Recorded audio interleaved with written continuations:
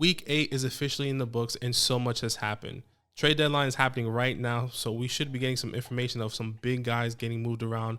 We'll see what happens though. But as always, we're going to be giving you our top 10 waiver wire picks of this week. And at number 10, we have Tajae Sharp.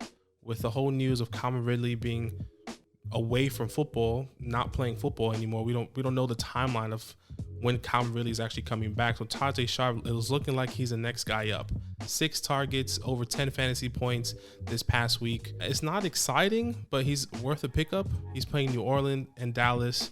Someone has to step up here, and maybe it could be Tajae Sharp. At number 9, we have AgNEW. He's been sneaking his way onto the field with Marvin Jones struggling up and down in fantasy, and Lavishka literally dropping everything coming his way. AgNEW could be the guy. In his last 3 games, he's averaging 13 fantasy points per game and 8 targets. It's something to look at here. Jamal is also looking like he's becoming Trevor Lawrence's favorite target. He looks like he could be fitting into that wide receiver 2 role if this continues. If you need help at a flex, depending on your weeks, why not pick up AgNEW? He's only rostered in 3% of leagues. Doesn't hurt. At number 8, let's stay in Florida with Dan Arnold. On Sunday, he had a pretty good game, caught 8 out of 10 targets for 68 yards. He's also led the team for the second time since he's been traded. He's quietly becoming one of Trevor Lawrence's favorite target. Why not go pick him up if you need help at the tight end position? At number 7, we have Pat Frymuth, aka Pat the Dragon. He did absolutely great this past week, finished as tight end 3. I told you last week and the week before to get Pat the Dragon. 78% snap count, caught 4 out of 7 targets and a touchdown. They're going to continue to utilize Pat the Dragon in this offense. They love to throw the ball. Why not go get him? He's available and still in 26% of leagues. If you have a roster spot, why not go pick him up if you need help in the tight end position? At number 6, we have Devante Parker. Rostered in 49% of leagues. With Devante Parker coming back, he's a great addition to this Miami offense. They need help. Okay, Jalen Waddle can't just do it by himself. Devante Parker was and is still hopefully that guy. Why not go pick him up? He caught 8 out of 11 targets and had over 16 fantasy points on the day. There's nothing wrong with Devante Parker besides his injury history. So if you pick him up and hopefully he gets on a stride and a run and stays healthy, he could be a good flex option moving forward week in and week out. Why not go get him? He's playing Houston next week, who give up a lot of points to the wide receiver position. Not going to hurt. At number 5, we have Boston Scott. How frustrating is it if you have Miles Sanders? You probably started him all throughout those weeks. Then he gets hurt. It's all right. You get Kenneth Gainwell off of waiver wires because he has a pass catching ability. He was playing the Lions, who give up a lot of points to the running back. Only drops 2 points. Okay. And then you have Boston Scott coming out of nowhere. No one saw it, but we cannot ignore it. 12 carries, 6 yards, and 2 touchdowns. It looks like the Eagles finally found their identity on the ground, but it looks like it's a 1-2 punch with Boston Scott and Jordan Howard. I still do believe that Boston Scott will get the majority of the work. So if you do need help in the running back position, go pick up Boston Scott. At number 4, we have Justin Fields. And this is the Justin Fields we all know and love and expected coming into this season. He was going crazy on the field. He was throwing dots. But what was more impressive was the usage of his legs. 103 yards on the ground.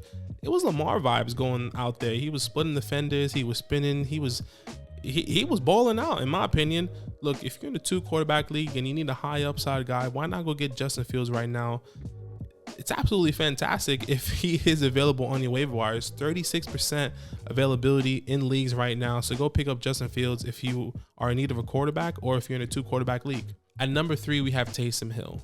With Jameis Winston out for the rest of the season with that torn ACL, all signs do point toward Taysom Hill. But when Sean Payton was asked who's going to be the starter next week, whether it's going to be Taysom Hill or Trevor Siemian, he didn't give a clear answer. So there's some shakiness there. But in my opinion, last year when Taysom Hill started for Drew Brees, he won 3 out of the 4 games and averaged 21 fantasy points. I don't see why he wouldn't be the starter. He knows this offense. He understands how to control a game, and he's a threat with his legs. So if you do need a quarterback, if you're in a 2 quarterback league, go get Taysom Hill. Once again, he's a threat with his legs, and he's playing against Atlanta and Tennessee, who give a lot of points to quarterbacks. At number 2, we have Jeremy McNicks. With Derrick Henry essentially missing the rest of the season with that injury, this is quote-unquote the next guy up. But I do believe McNicks will be utilized in the passing game more than the running game. He was 3 for 3 for 33 yards versus the Colts in the air. And let me remind you that Derrick Henry was still in that game playing through that injury, so he didn't get any work on the ground.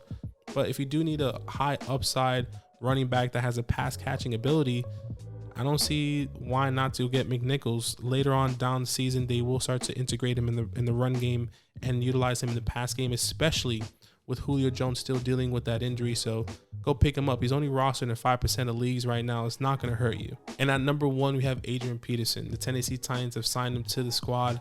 They're going to need a guy that can help him in the run game. The Titans' identity is to pound the ball down your throat, 1-2 punch. Okay, Adrian Peterson understands that model, understands that mindset. He's done that in the past. He was the bell cow in his prime. Is he going to do that here? I hope so. He won't get the 30 touches that Derrick Henry has or had, but I do believe he could get 10, 15, maybe 18 touches tops per week once he gets acclimated into this offense, once he gets acclimated back into the NFL. It's been a couple weeks, technically, maybe a year-ish that he's been in the league. So he has to get his legs back underneath him. He has to get hit again. Once he gets acclimated, I do believe AP could be a low-end RB2 coming in the next couple weeks. So if you do need help, go pick up Adrian Peterson and see what he can do. That's it for us, guys. That's all our 10 top waiver wire picks. Let us know if you like him. Drop a comment down below. It's all love. Yo, what's good? Thanks for watching. We got a lot more videos. A lot more. If you want more videos, watch now, it. You can also subscribe right now if you want to. You need to. And lastly, don't forget that you can sign up to support the show and get exclusive content by going to patreon.com/fantasylandfam.